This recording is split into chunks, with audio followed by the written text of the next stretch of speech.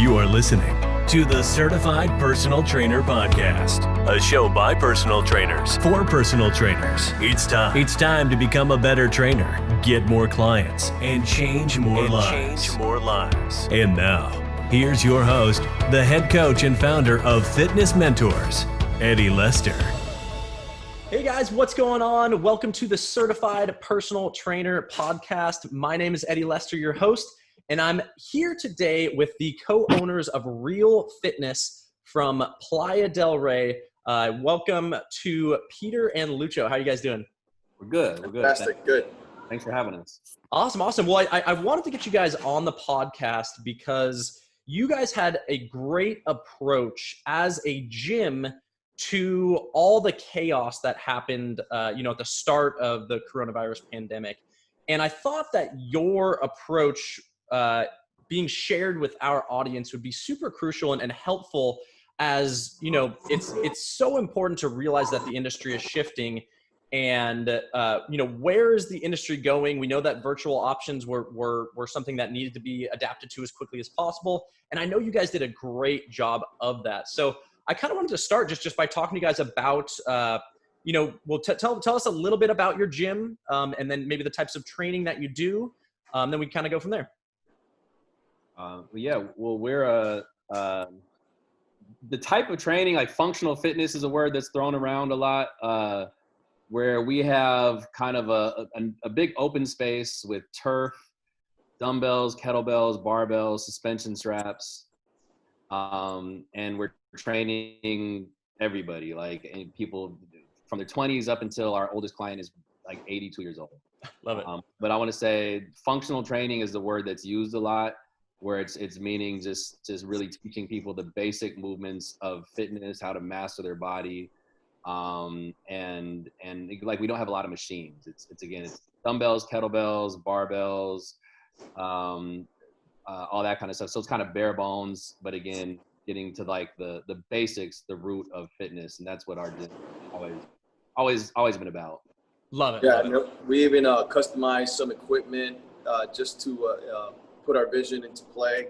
So everything in our gym is built around what we think makes sense to operate as a fitness facility, and because of our space, our space. So what size is your gym? About 1,972 square feet. So it's almost 2,000. Okay, cool. Yep. Almost 2,000 square feet, but we rigged it and set it up where every part of the wall post is used as an anchor or a station. So everything has a function to it. And like I said, we customized a lot of our equipment based on experience and how we do things. And we have a saying: if you're not going to do it, don't put it out there. Love if you ain't going to do the work, then don't put it out there. So that's our kind of like a little bit of our philosophy. I love it. So primarily before coronavirus, were you guys 100% in person? Tell me about your kind of business approach prior to the coronavirus pandemic. It was 100% in person. We were our main is group classes and private training were our main drivers business. So yeah, group classes, we would get 18 people in a class on a busy day. And then we would have private training. We were doing some small group training where that's like groups of 2 to 3 people. That wasn't as popular a program, but the staple has always been private one-on-one training and group classes, which was up until the day we had to get shut down. Like our classes were packed. Like it was really, really well. And how many total members did you service prior to the pandemic? I think probably like just over 100. Maybe over 110 members. Okay, awesome, yeah. And even we have Class Pass. Okay. So you could say through that we made probably like 150 of like the people that come through there. Yeah. Yeah. Okay. Great. Yeah. No, it's awesome. So I guess the main thing I want to talk to you guys about is just now that we kind of got the baseline of where you guys were prior to the pandemic. Let's talk about kind of the transition. So you guys are located in California, which has some of the strictest regulations Talk to me about the day that you were forced to shut down and kind of what happened, within the first few days to a week afterwards. How did you guys adapt? What did you do? And talk to me a little bit about that situation. So as soon as we knew we were going to close down, prior to getting this started, like Peter mentioned, we talked about doing a virtual setting. Now this really pushed it. So, and Michael already had background in film, so he had camera setups. He knew how to do a lot of these setups for filming. So it was immediately that we were able to decide, let's do it starting Friday. So like 2 days after we knew we had to close, we started doing it and I think it was on a Friday where we started the Zoom classes. Now, and then not knowing anything, obviously you're making little mistakes here and there, but after every mistake, you learn something, and then you got better as you kept doing it. And then we started knowing how to program. We knew that equipment was going to be limited, so how do we make a really good class the way people like our classes in person? How do we make it where we could translate it into a video where it's just now really less equipment, but still that same experience? Yeah, talk to me a little bit about that, and also talk to me about your client's experience going from being with you guys, 3 days a week, 4 days a week in your classes to then switching online. How was that initial transition? Obviously, you might have to use a little bit less equipment that you had in the gym because you're accounting for what the equipment that the people have in their homes. But talk to me about your client's experience moving online. Talk to me about maybe any difficulties that they shared with you or that you had. Yeah, and talk to me about that sort of experience. I think one of the things that, because we've been around for 7 years, we have a really good client base. Like, we have a really good community at our gym. Look, we trusted our members, so we lent out our dumbbells and kettlebells because our people were like, we want to work out, we want to get going. So like you said, once we got the virtual classes going, I mean, it was probably like 80-90% of our members were doing it, so everybody was ready to work out and go. That's awesome. I hadn't heard of a gym actually lending out some of their equipment or in the initial stages, because I guess that is pretty important, because if you're thinking about 80 to 90% of your members now wanting to continue, but virtually, pretty much. I mean, how many of them actually had the equipment?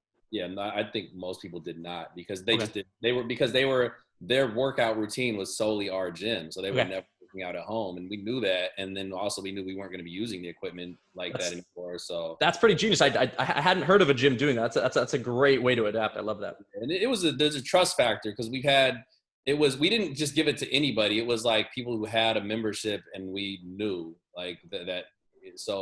But that was the bulk of the people. But so yeah, we did a whole, like, that first week, we had a rental thing where people would come by grabbing one dumbbell so they could keep it going. And that was huge, because now everybody had equipment to go with. And then, like Lujo was saying, like, we jumped right on it. So there's a lot of mistakes that we made. But again, it's because you have a good community, and they know we're good at what we do.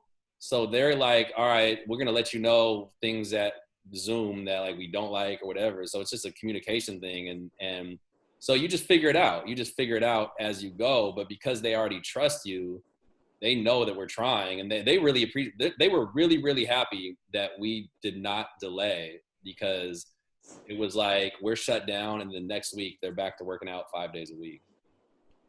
That's awesome. And did you have to adjust any membership payments? Was it kind of just straight transitioned into virtual? And talk about your retention rate as you kind of went through that. Well, we knew we had to do a different type of pricing, because this is different. It's not in person. So now we knew we had to do a virtual membership price. So we adapted to that. It was free. Remember, we did free for like the first. Oh yeah. Okay. We did do free. For how long did you do free for a bit? I don't remember. It was like 3 months. Oh, 3 months. Okay. It was donation. Oh, that's right. It was, yeah. So we didn't when we started off virtual, we didn't charge at all. We did it free with a donation via Venmo. So it was basically like, pay what you can. If you even, what was cool was almost everybody paid, and most people kept paying what they would have paid at the gym, just to support us. But it was, I think we did free for like 3 months maybe. Okay, yeah, and it's been so long, I forgot that we did that for free. And and then from there, we knew that it was getting close to what we thought that it was going to have. We're going to have a reopening. So we wanted to be organized because we knew that this was going to stay now. We knew that the virtual stuff is part of the fabric of our business now. So that's when we started talking about what would be a pay structure for that. I see. And once we decided to do that, then we stopped with the donation and we introduced the virtual membership fee.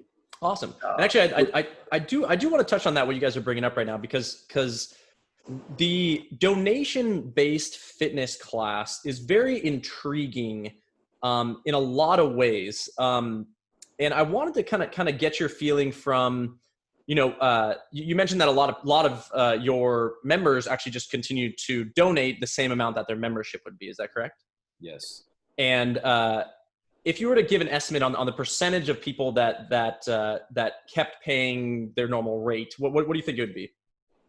I don't know. I would say this, like, I think 80% of the people, I would guess 80% of the people that were doing virtual classes were paying some kind of money. Okay. So donating anything. Okay. And then from there, I would say maybe like half Okay. were paying what they normally would pay. They were just, I'm gonna just keep paying. So that I think it kind of breaks down that way. And did anyone go above on the donations? Did anyone help you because they knew you guys were going through a hard time? Yeah, we had some all-stars that were like big money through. We're like, wow, like, yeah, we were surprised. Yeah, it's humbling because you're like, man, you guys really, it's a hard time for everyone, and you really want to make sure that we do well. So yeah. That's the one thing, because we've talked a lot about donation-based classes, and especially with access to a virtual world where you can have someone on the East Coast going through your programs. You can have someone anywhere in the world going through a program like yours. And, kind of virtual opens you up to so many people that offering a donation base not only gives you exposure to people just wanting to try your class for free, but if they like your class and they want to continue to do it virtually, they can donate based on how their experience. And then also that opens you up to get a new virtual membership sale as well. Talk to me about the transition between your donation base to your virtual fitness membership. It's like what Lucho was saying, where once we realized it was going to be a staple of the gym, that you need to have an established price. And then, so the other thing with the donation base is because we could get 100 people on Zoom. So to get 100, that's never going to happen. I'm pretty sure we'll never get 100 people on a class. Like we maxed out at our average, we would get on good days, we get like 30 people. Okay. So you have a ton of room to get people on. In the gym at Real Fitness, we're limited to it used to be 18. It's going to be less now, but because you're limited, you have to have a price point because everybody has to fit into that. You're like, hey, only have 18 slots. You have to make it at least this much. But on the virtual, because you have so much more room, you can just start to get people in. Okay. But you also, you want to establish a price point because it's like that whole, in business, it's like sometimes when things are free, it devalues the business. So you also want to establish a value of this is what it should be. It was just hard because this was new to all gyms. So there wasn't no one, we would look at all the different gyms. Everybody's prices were all over the place because there wasn't like a market rate for virtual training. So it also took us a little while to be like, this is the price that's going to make sense.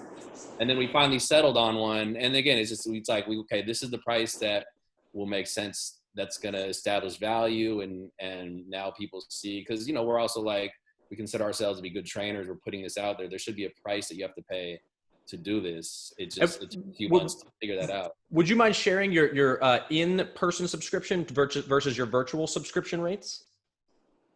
So for instance, an unlimited class, in a month of unlimited classes in the gym is $225. Okay. A month of unlimited virtual training is $79. Okay. Awesome. And then do you have a combination for both in-person and virtual, or does the in-person include the virtual? Includes. Okay. And then another question that I've seen and I have interest in with the future of where the industry is going. When you guys open back up, will you offer, or will you live stream every single class so that people or all of your members can access it regardless if they're in the gym or not? Not No. not the regular classes. Okay. Because there's equipment, like we're using sleds and ropes. Okay. So you have to tailor the workout for. We make the workout assuming you only have one dumbbell or kettlebell, so it's as minimal as possible. Okay, so you'll probably, in that case, we'll say have hours dedicated to a virtual class versus having hours dedicated to an in-person class. Yes. Okay. Yes. And then And also like an on-demand. We just started doing on-demand. So, there's more to explore with this. And we're always constantly talking about what else can we do, because there's more than just working out with a dumbbell. And then the time, like not everybody's going to be home on time, or they probably want to work out at their time. So if we record the workout, then you can have a video on demand.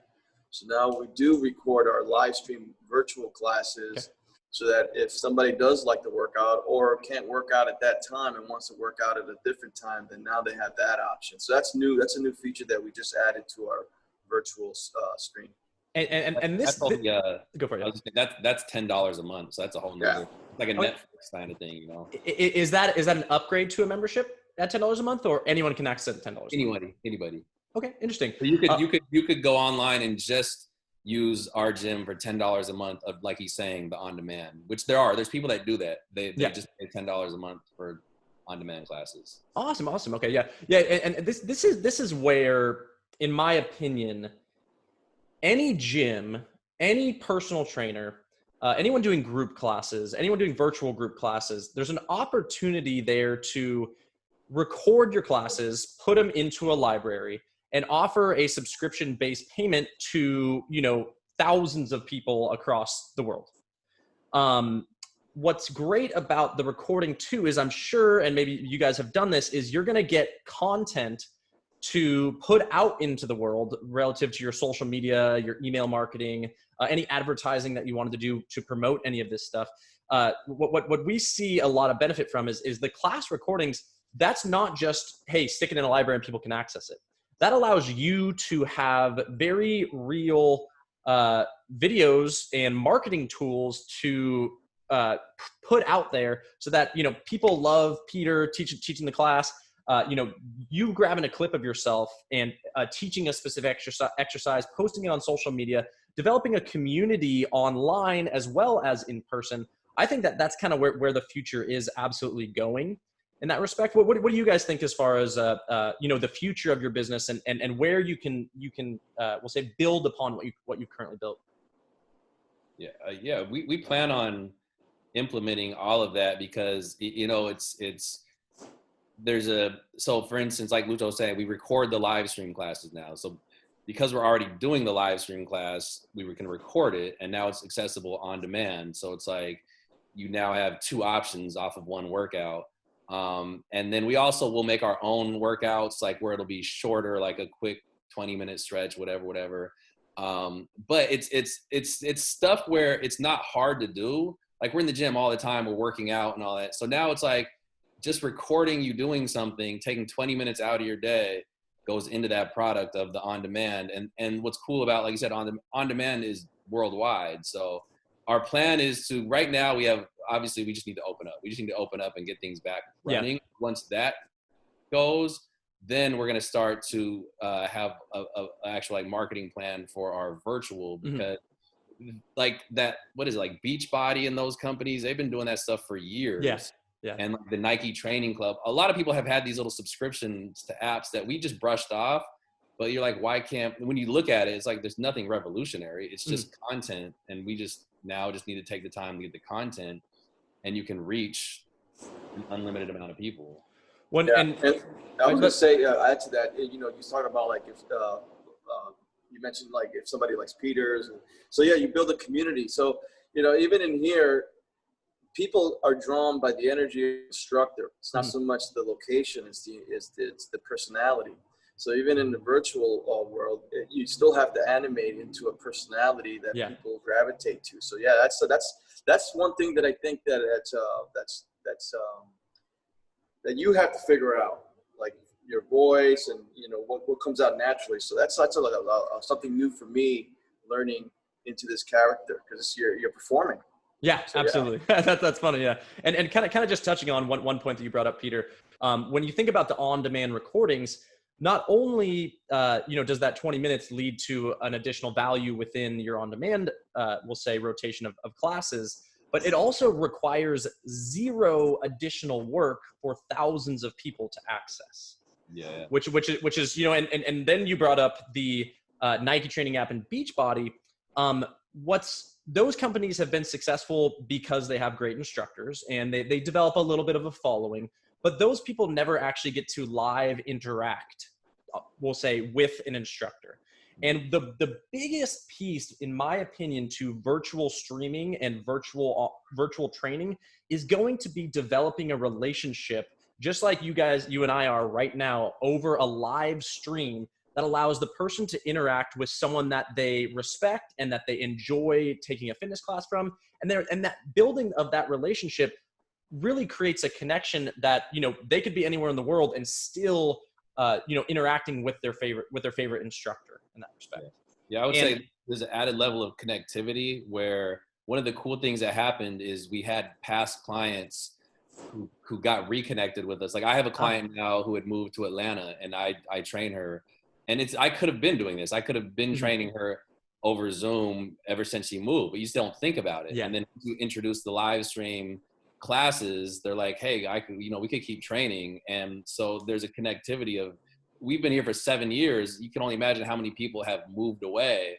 But now if they can access our workouts, they're like, oh, I miss these guys. I can stay with them. And then you also have the referral where someone like, so my client who moved to Atlanta has a bunch of friends that have done our classes because they're just going to be like, hey, these guys are cool. Like it's her sister in New York. She's like, hey, you want to work out with me in class? So it brings everything together. And so referrals are huge. Like referrals in this business are your number one way of attracting quality people. And now if you're unlimited, if someone can tell their brother in Ohio that check out their online workouts, your network just continuously grows.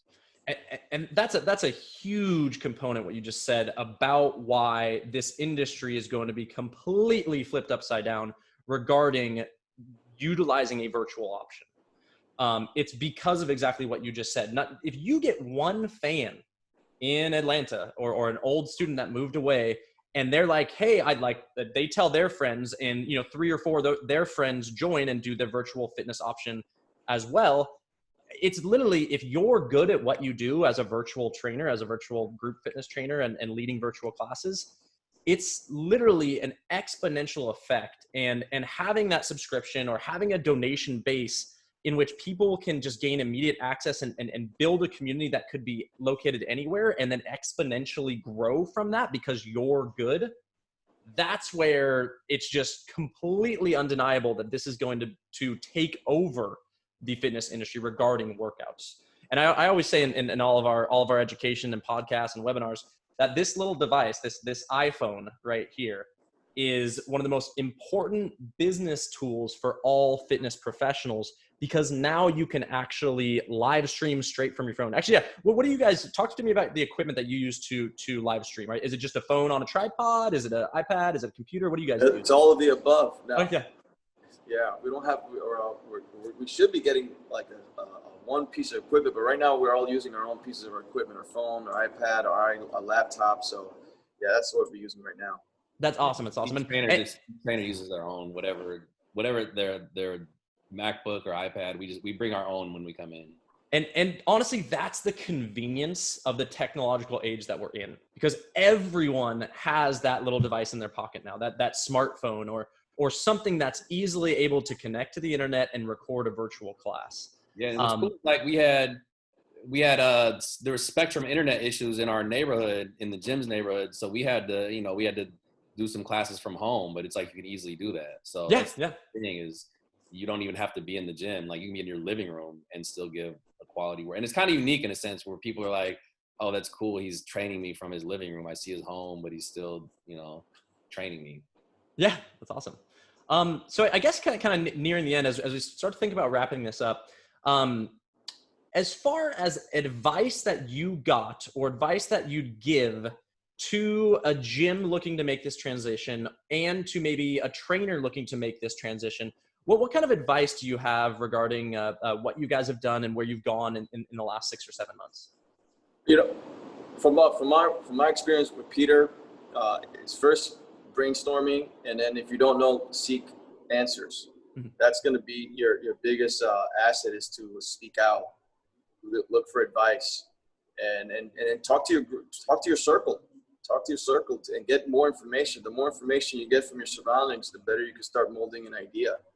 And then you're building a little bit more confidence into putting something into work. I love it.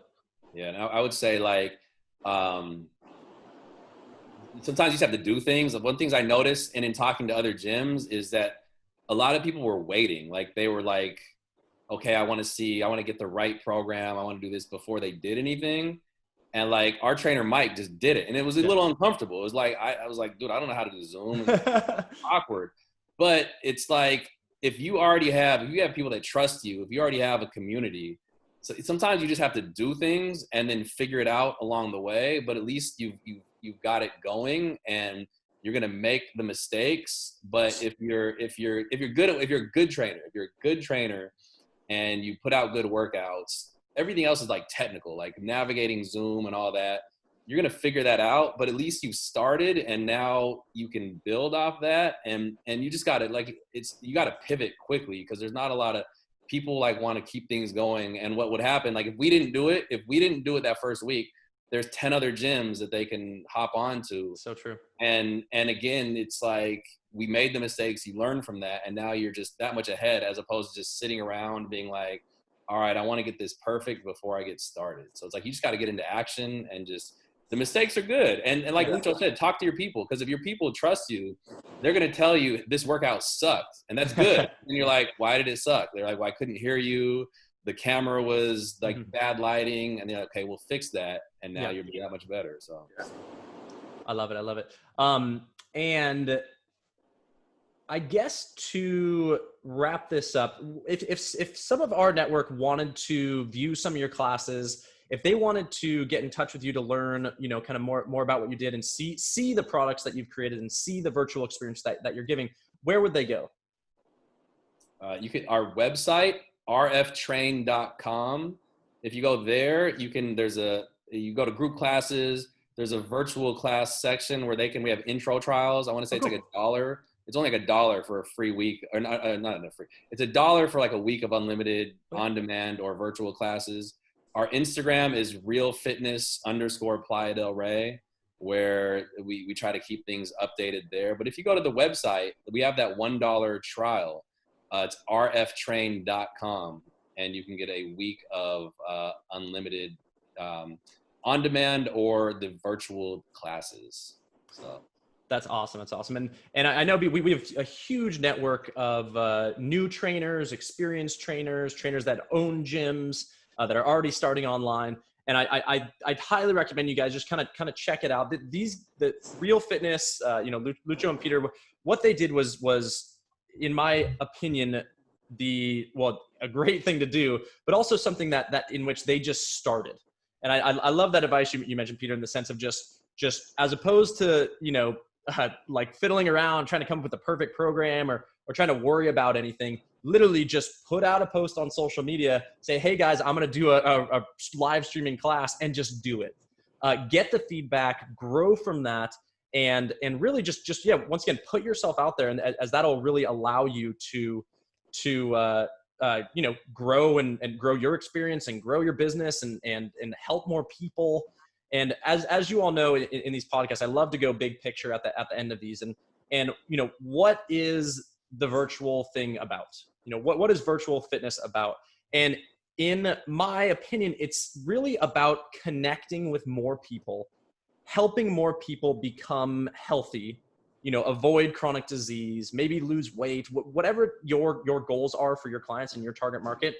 Helping those people is why you're making the effort to get online, why you're making the effort to help people virtually.